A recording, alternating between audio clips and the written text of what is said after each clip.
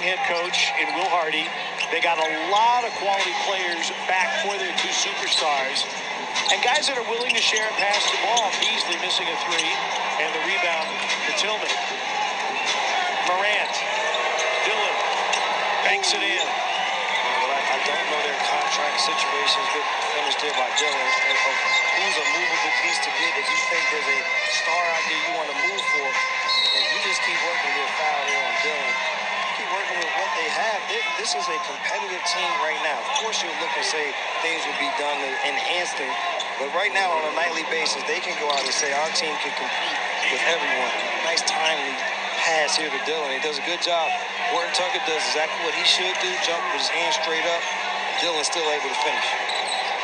Brooks was 17 tonight on the heels of the 30-point performance Saturday night. Horton Tucker. Going to be closer to that one. Dillon, foul on Olynyk. It'll be a three-shot foul. And Olynyk immediately asking for a challenge. Santi Aldama down on the floor. So Aldama, by the stanchion, they're trying to drag him up. And Pete Elliott, the head athletic trainer for the Grizzlies, is going to have a big job ahead of him. And Will Hardy's going to challenge the three-shot foul called against Olynyk.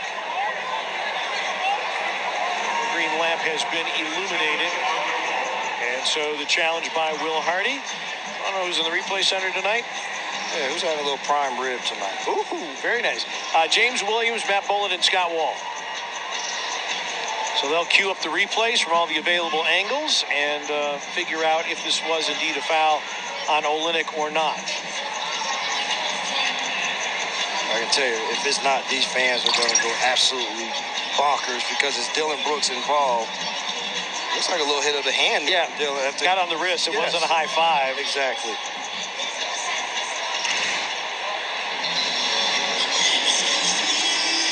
At least with that look, did not see anything conclusive that would prompt an overturn. Upon review, the challenge has been deemed unsuccessful as the contact by Olynyk to the right arm of the shooter Brooks is deemed illegal. 3 free throws, Brooks is disqualified. 6 fouls. Yeah, Olynyk disqualified. Not Dillon Brooks. That was a 6th.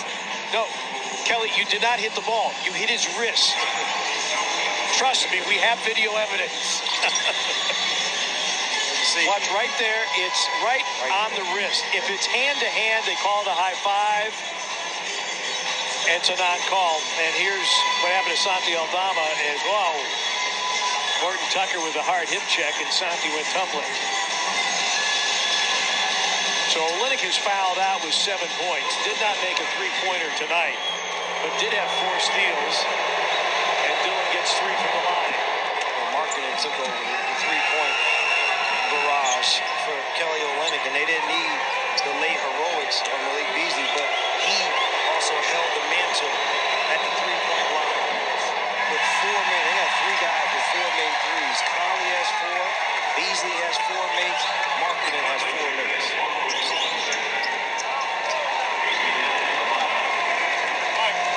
Santi Aldama checking the box score. Not favorable to the Grizzlies tonight.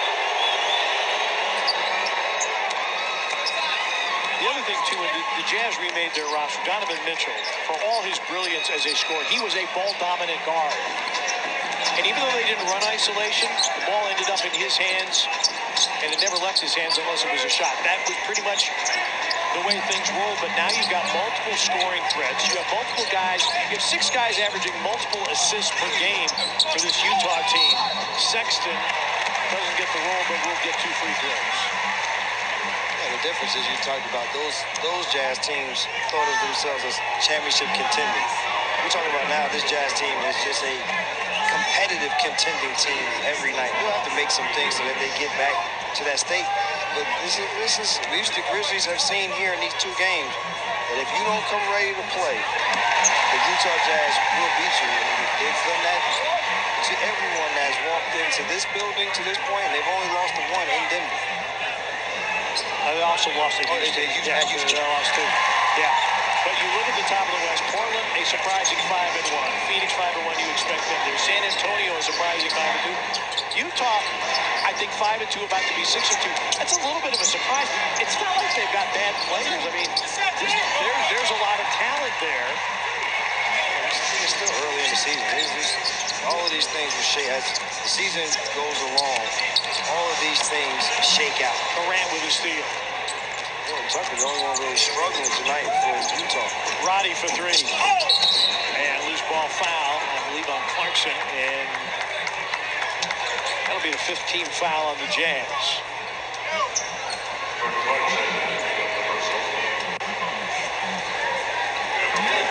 So for the Grizzlies, it is on to Portland on Wednesday night. Have it for you right here on Valley Sports Southeast. Long road trip, 4-game road trip, days off between all the games. There's another thing. We talk about Anthony Simons. Shea was sharp. Yeah. With the Portland Trail Blazers. I watched the other night. He took off and dunked on somebody. He had one dunk on